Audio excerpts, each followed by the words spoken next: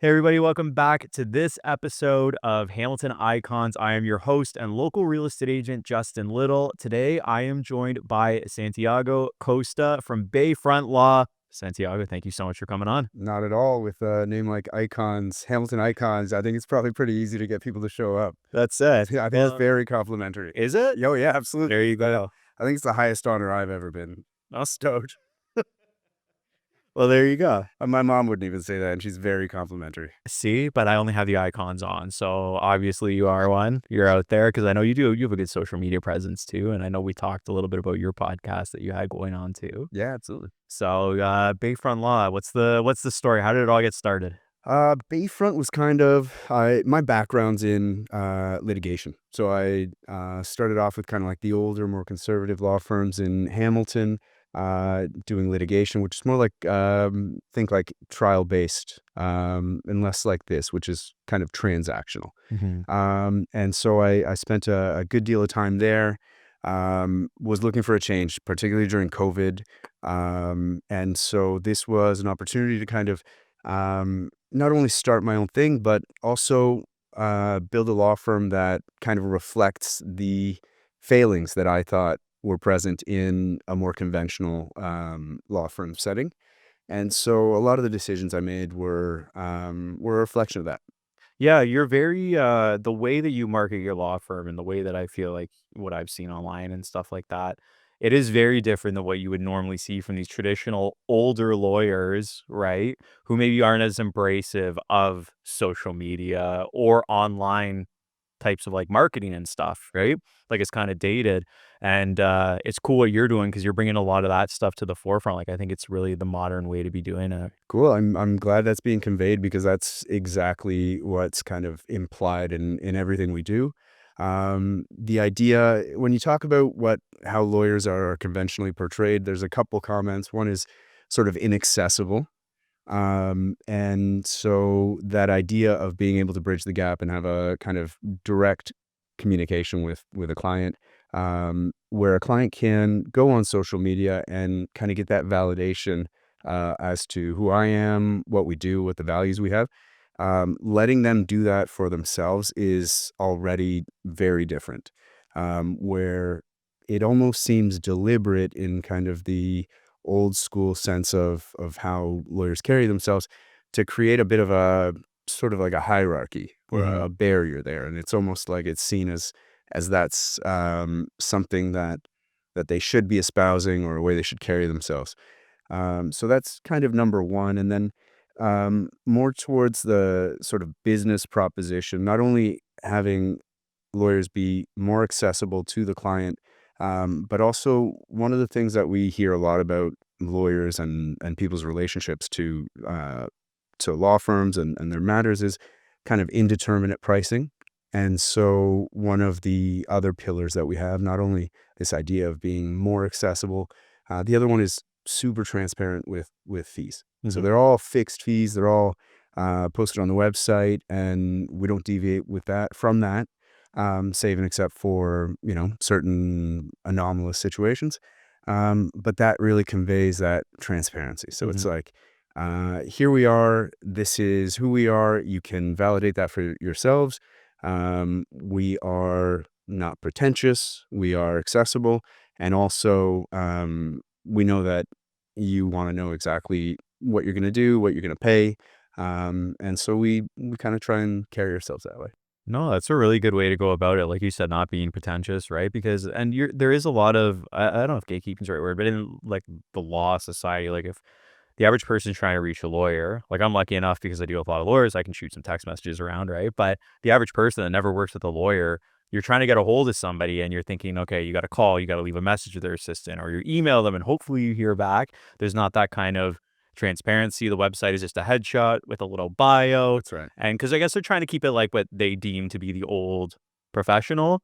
And we even see some of that in my industry too, where some agents, like my number on Google, like if you call it, it comes to me, even though I have an administrator and I have a front desk and we have the answering services, I still want it to I want to be accessible to people, right? Right, absolutely. And I think that's the expectation these days. I mean, it it actually, I shouldn't say it's the expectation. It really comes across as kind of above and beyond to be able to have that relationship. It's a double-edged sword Yes. because, as you know, the expectations for response times Mhm. are now virtually instant. It's like an email is almost like a text message. You know, 2 lines, and you're expecting something right back. And so that's one of the new tensions. I remember as a young lawyer, I'm sitting at one of these luncheons, and this sort of old guard, you know, mainstay OG lawyer is standing up there talking about how the practice of law used to be, and it used to be like you'd send a letter, and the other lawyer would send a letter back. It'd take a couple days, and then lawyer sends a letter back saying, "I'm going to get instructions from my client." Boom, send it back, and then so it just carries on. It just extrapolates from there, and it's like for the communication, for the information that we exchange within 24 hours, it used to take, Mhm. uh, 2 weeks. And so that increase in productivity it's wonderful, but it comes with those expectations. But yeah, we by and large are able to, you know, um, deal with that and handle that in a good way. And I think that that's what a client really wants to know, that they can reach out and they'll get it right back. Yeah. That's a good point about the technology, right? And how it's really sped things up. Uh, Even some of my industry before we had DocuSign and all those electronic. I was thinking about the other day because I did a deal that had four. It was a estate sale, and there was four kids on title. I was thinking back in the day, I'd either have to get them all to come into my office, or I'd have to drive to meet them all to get Sure. these signatures. And then negotiating the offer used to be days. It wasn't right away. Whereas now we can, if the seller's there and they're on the phone with their agent and my buyer's available, like whoever's available, you can put a deal together really quick now. Think about how much more productive we are. Think about it. I look at clerks in my office, and from a productivity standpoint, if you compare that with what I assume to be the case, 20 years ago, it must be night and day. They must be producing like an order of magnitude more actual substantive work than was the case before, because they can open up we've got all the tailored software that deals with real estate law, that's tied into the title insurers, so they can go out, get the policy, and produce the documents that are generated from boilerplate to the specific information. um, this week, we introduced software that, when we get a lead from the client, actually populates the CRM, and by default, the documents. It's staggering. That's amazing. Yeah, it's incredible. Yeah, the automation is, something to embrace, right? Like, that's I'm very automated too. Somebody inquires on a listing, they automatically get a text from my number, and they get an email So how do you? instant. I mean, from our perspective, I mean, we've grown to kind of take this as standard, and I expected that to be kind of low hanging fruit when I'm developing this practice. Recall, I came from a litigation background, which is a completely different beast, and this is more transactional. But when I'm looking at putting this together with these software suites, I thought that all of that would be low hanging fruit. Like, that would be self evident that we need to be moving in that direction. And what I'm finding is that, and maybe it's a legal profession, but it is full of dinosaurs, and it is slow moving Yeah. to the point where, we're closing some transactions, and some lawyers are still sending clerks to the bank to check whether the trust account funds have landed. Wow. Whereas we've got all of the wiring clearinghouses done electronically, and we're sending everything from the office. I just I thought the adoption rate on stuff like this would be 100%. It's just the old ones don't wanna give in, right? Like, are you doing can you do closes electronically? Are you doing those electronically too with Zoom and DocuSign or Authentisign or whatever? So one of the problems I had early on was that I was trying to figure out some way to convey this idea that we can still do everything that a client that would want to meet personally would require. But we are, strong adopters. We're technology forward, and I'd like to think we're kind of at the gold standard, cutting edge of adopting all these technologies and rolling them out. And the problem is, I came up with this awful tagline. It was like, as virtual as you elect and as brick and mortar as you need, which I That think, sounds like a good I tagline. mean, it conveys the right things, but I never loved it, but it started going into the marketing and there it stayed. I recently got rid of the elect and it's now as brick and mortar as virtual as you want and as brick and mortar as you need, which I think is a small revision that's important. It's better. But the idea is, yes, we can do everything virtually. And the reality is that even if a client's 2 blocks away from the firm, they still want to meet virtually because the differences are profound. You're talking about a 15 to 20 minute Zoom call. The kids are running around the kitchen island, pop it open, there's a lawyer, these are the documents. And so almost without fail, everything is done virtually. And the benefits of that from our perspective are equally profound because now we access all of Ontario. One of the things that people still have a bit of an antiquated view on is they think they need a lawyer that's in close proximity to whatever the house is. And that makes sense for you. I don't want a realtor that deals exclusively in Barrie listings to come down and talk about a listing in Hamilton. Mm. So there's an inherent expertise there that you really need to take hold of. But with a lawyer, in particular, a lawyer that can do everything virtually easier than conventional law firms, there's actually a huge advantage, not just for us, because now we can access all of this, all of Ontario.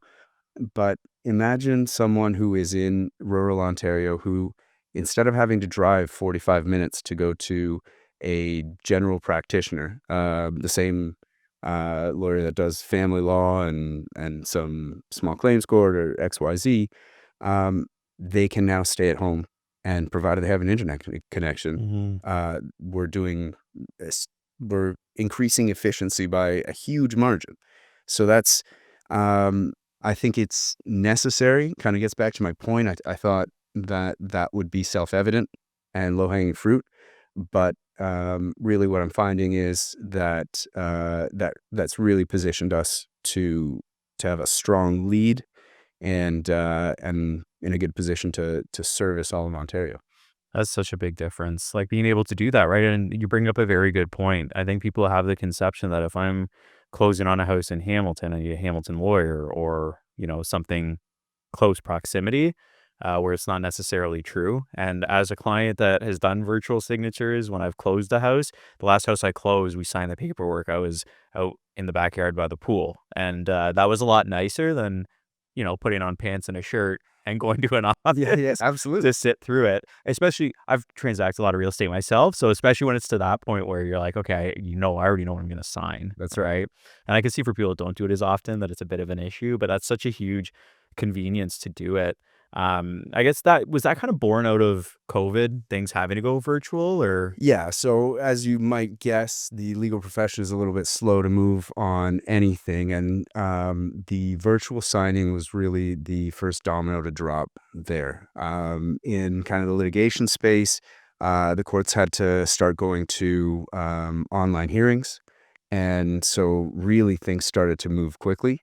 And thankfully that's a holdover because I think revolutionized how we practice and really removed all of these barriers. And you know, um, let's call it a silver lining. I mean, yes, it was a pandemic and it was awful, yeah. but You know what I think of those those videos I see of when there's like a guy in court, like an older lawyer, and he's got the filters on, and it's like turning him into a cat or something. I think of all those. I was still practicing litigation at that time, and I couldn't stop laughing. You know those video area, you watch them again, and like you're having like a spasm, like an involuntary reaction. That was so funny because this old guy, at the beginning, you introduce yourself to the judge, and so the judge is sitting there. He's an old, crusty guy, And there's I think he's like a younger lawyer, and then there's this white cat. And he's moving his head, and he's like, Your Honor, I am not a I'm cat, not a cat. which is the funniest thing you could have said at that point. I mean that's got to be self-evident. Oh, fuck, that was so good. That was You will watch that again. There is some funny stuff that came out of COVID, yeah, but I mean, that's not so great stuff too, but, yeah, but the whole virtualness, like, that actually really sped things up a lot in terms of how every industry moves, I think, because people start realizing how much faster things can happen, right? With the virtual meetings and all that, and you don't necessarily need to always come into the office and that type of thing. But I find I don't know, I love my office. I'm in here every single morning still, Oh, well, you know? I mean, I think, I know that there are a lot of lawyers that are working, and just like there's a lot of realtors that work, essentially digital nomads, right? But I feel the same way. So we've got that brick and mortar piece as well. And so we got our law firm, and it it is important. There's a credibility piece there. And you really do need to have a space where people can come in and see you, not only because there is that segment of the population that still needs that and still demands that, but also because there's any number of instances where we will have to meet with clients that could be as simple as some lenders, they take wet signatures only. So that kind of brings us back to the old school, and we've got to be in a position to do that. Oh, yeah, and that does make sense because now I'm thinking about it, I couldn't see my mom doing a virtual signing. I could see her I think you'd be surprised. I going in. think you got to give his mom a little bit more credit, because I thought the same. But once, sometimes we've got to flip over to a FaceTime call, or, some people have problems with Microsoft Teams or something, and they'll have to get their kids to set it up for them. But by and large, I have found relatively little resistance from the older segment that you would assume would be very resistant to it. Once they kind of, you know, uh, get their footing, they're usually quite happy to do it. That said, my own mother, I think, would probably not be very happy. Yeah. Yeah. It's true though, I guess when I think about it, I have clients DocuSign everything, like, I don't do in-person signatures anymore, and I do have clients that have been in their late 70s, that have DocuSigned before, whether a kid's helping them or not, I'm not sure.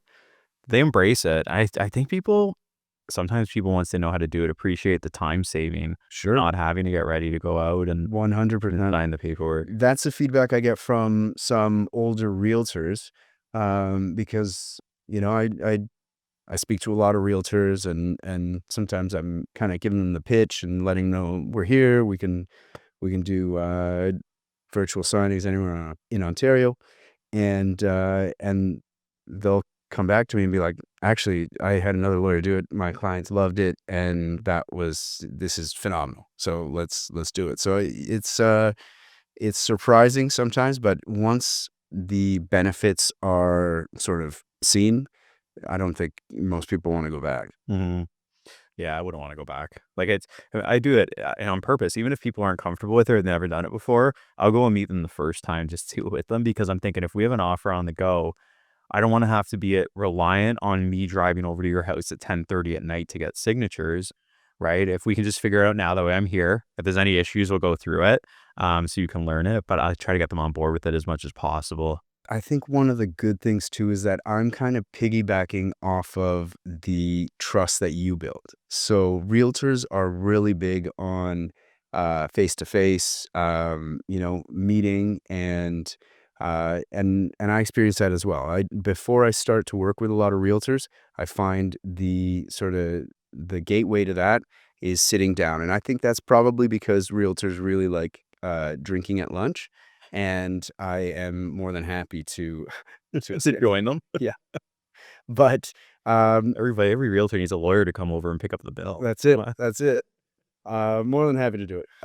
So that kind of extends to the client. So you guys meet face to face, you establish that relationship, And then when it comes time to actually execute the transaction, in most cases, it's a realtor or a mortgage broker.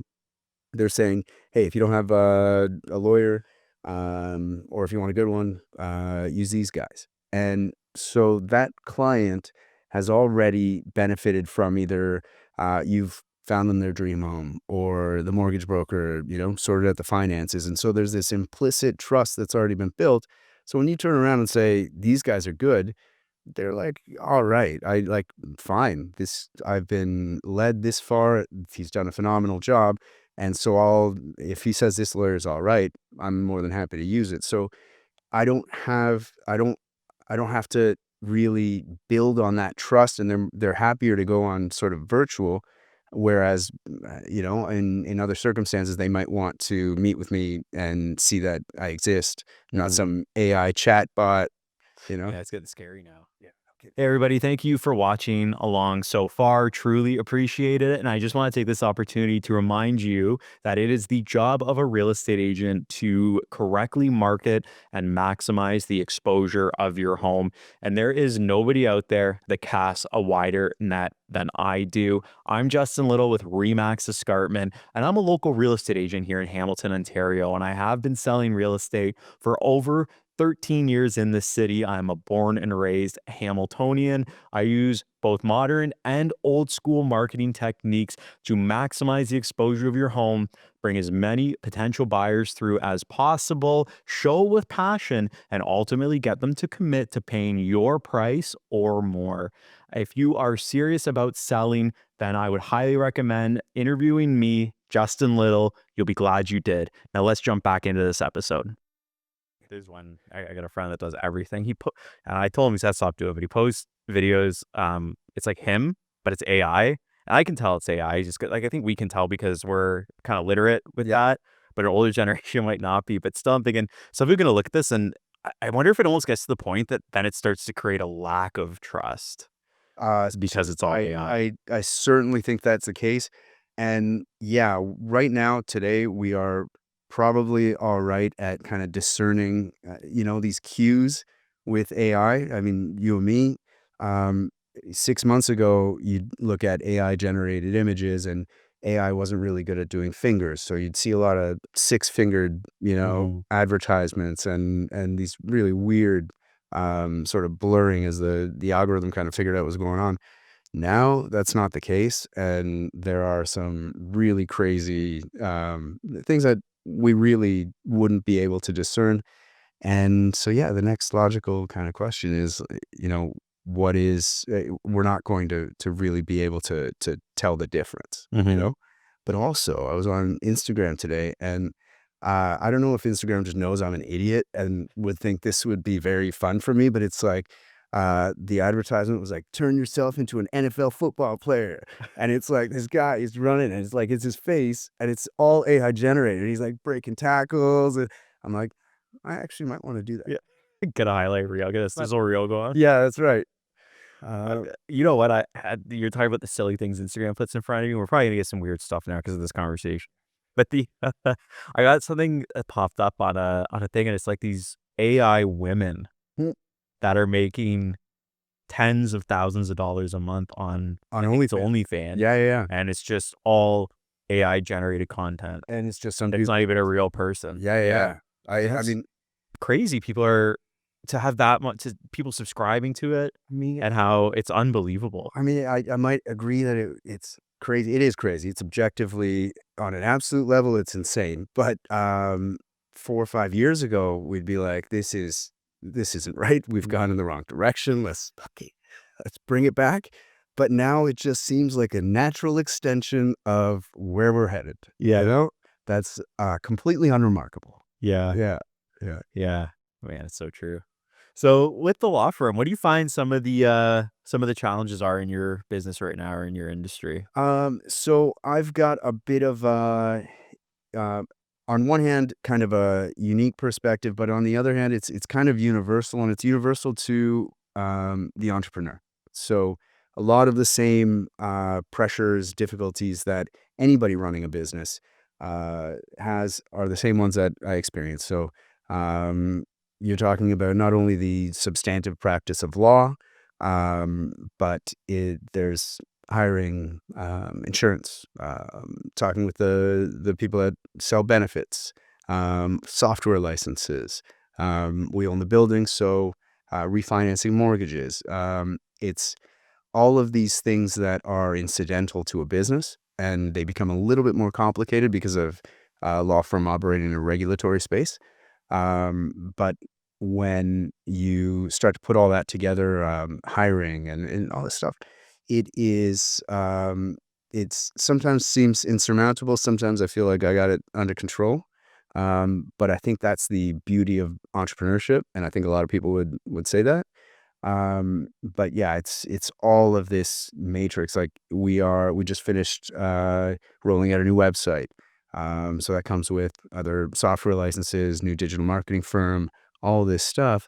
And it's it's so multifaceted, and you're operating in a kind of a dynamic area where legislation changes, interest rate changes, all of these things happen. So it's so challenging, but so rewarding. So it's like that's the kind of environment that we're consistently working in. Yeah. Yeah, and that's I actually so I have a coach, right? And I had a call with him this morning. We were talking this morning about it because I've trying to this year we're doing a deal a week. So far we're ahead of that mark. Nice. And we're hoping to continue that going. Nice. But I said, giving me this goal, I'm like, it's just keeping me stressed. And he's like, if you're not stressed, you're not growing. You got to be in a state of uncomfort. I Because once agree. you get comfortable, Yeah, he said, that's it. You're gonna cruise, right? And but I think some people don't always think of lawyers as entrepreneurs. I think just that conception of, oh, he's a lawyer. Like they think the business just, I don't know, maybe just happens. They don't realize that you're actually a business owner. certainly. Very early days. The What's cool about this particular type of law is that you've got the unit. And that unit is a real estate deal. So you've got a purchase, a sale, a refinance. That's the unit. So I've got to go out and get it. And early days that consisted of just meeting with every realtor, every mortgage broker I could, try and get those deals in the door. And now it's trying to become more sophisticated, trying to expand that network to get it to cast a wider net and conversely more deals. So that's the it really is a question of it's so analogous to so many different industries. And yeah, there's certainly nothing guaranteed just because it's a law firm or the profession is law. It's just a different widget, Hmm. you know? It's true, and it's a good way to look at it, right? You have to, and that's another thing. It's how important the marketing aspects of like bringing people in the door. That's pretty much the lifeline of any business. If you're going to survive in any ways, finding ways to do it. And like you said, doing it through networking. I know you mentioned doing some cool stuff with Google now too Yeah. to help with that. There's just so many opportunities out there with it, right? Yeah, but the same those challenges, we're also in a position where we can really reap the benefits because like we were talking about the sort of antiquated view of law, there's not a whole lot of law firms that are approaching things in this way.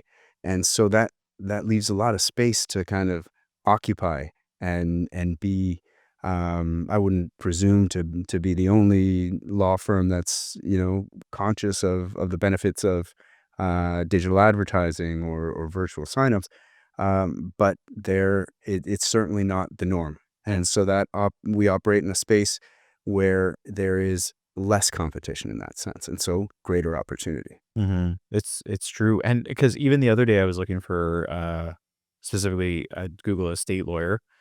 And there was like nobody's competing for stuff like that. Like it's just crazy. You're right. These law firms, they don't think in that sense. Let's say that they all don't, but I think majority they just work based on those older methods of generating business. And I think, particularly with real estate law, I mean, it's almost like the real estate uh, aspect of a law firm is kind of incidental to everything else, and kind of is fed by the litigation department and the other transactional departments.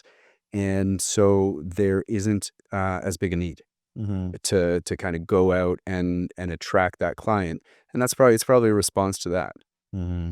Yeah, and it's, I mean, it's pretty cool. Like, what are some of your favorite parts of the job that you do?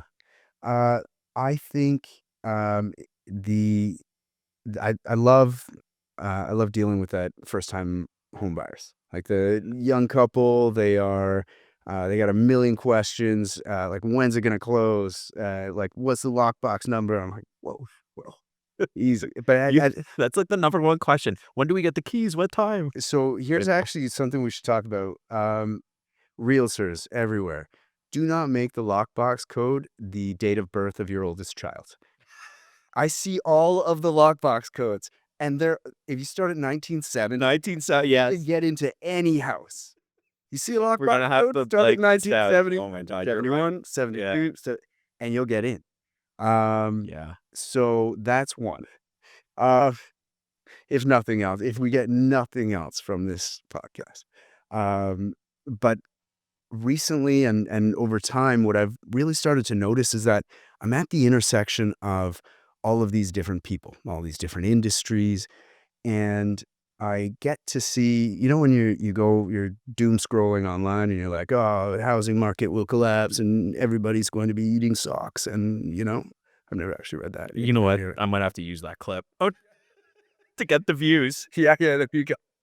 Uh, so you see all of these effects, or all of these stated causes, and what I get to see is kind of the on the ground effects of all of these things. So I had one client talking about how he's holding off on buying more investment properties until he can figure out what the federal and provincial governments are doing with Airbnb legislation. Another realtor I was speaking with said her clients are holding off because of what they see as that perceived volatility from uh, the elections down south, Hmm. federal election coming up, provincial election, and I get to hear that. They're saying, this is causing a real on the ground effect. And I, as a bit of a armchair economist, history, political science kind of, and someone who really enjoys looking at these things on a macro level. I love that. I love seeing the effects of new legislation on the ground. I really, as we were going through the different market coming from COVID, where you've got some clients who are that sort of flipping client class, the BRRR, and they were just making money hand over fist, right? Mhm. It was a market where you could purchase a property, invest $60,000 and wait 66 months, and you'd be in a great position to sell. And having all that happen, and then seeing how these sort of large scale inputs change their behaviors. So instead of buying and flipping houses, that those margins became way too narrow when interest rates started going up. So seeing them say, okay, we're going into vacation rentals and Airbnbs up in Muskoka, because suddenly it's COVID and nobody can travel anywhere. So these markets are going nuts. And then seeing them kind of divest themselves of that, move into kind of multifamily or larger developments.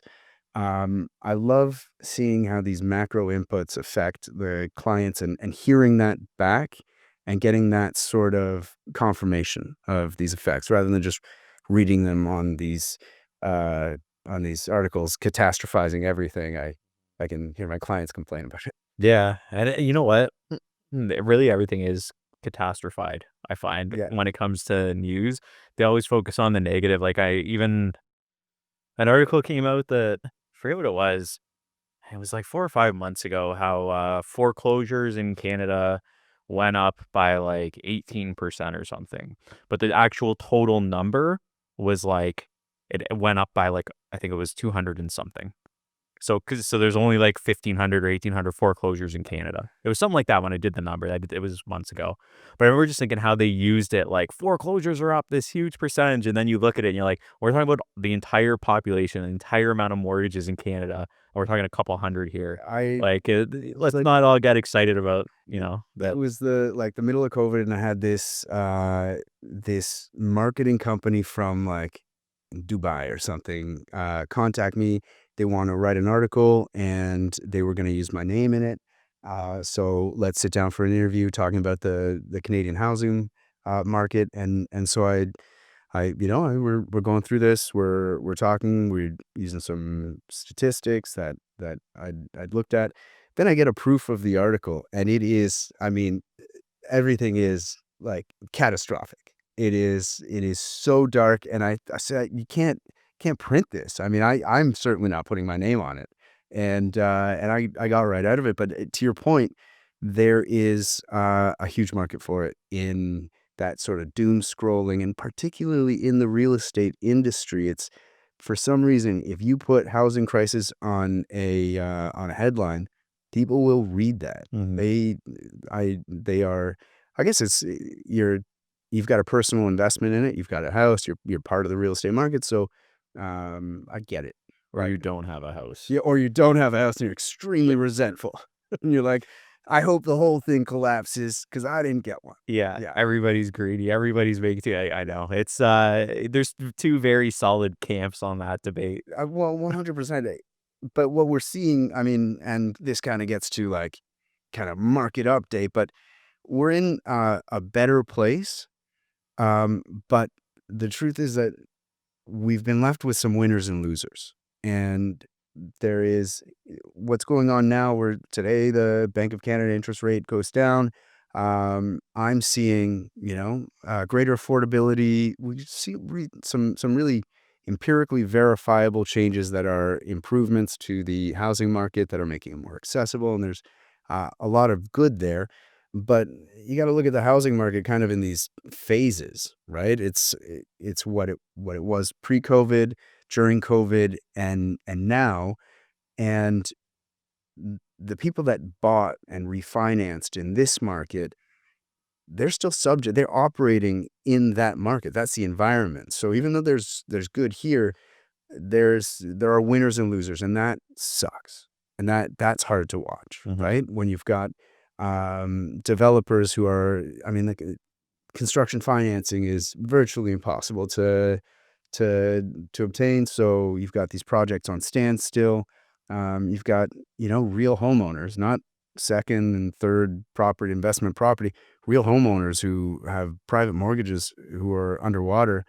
Those are holdovers. Those Mhm. they don't enjoy the benefit of all of these new this new environment. So yeah, I get it. There's some real winners and losers, and that's nothing but hard to watch. Yeah, like, I just did a deal last week that, uh, I was on the buyer side of it, but the sellers had a 10% interest rate, Hmm. and it was their dream home, and they did some nice renovations to the house.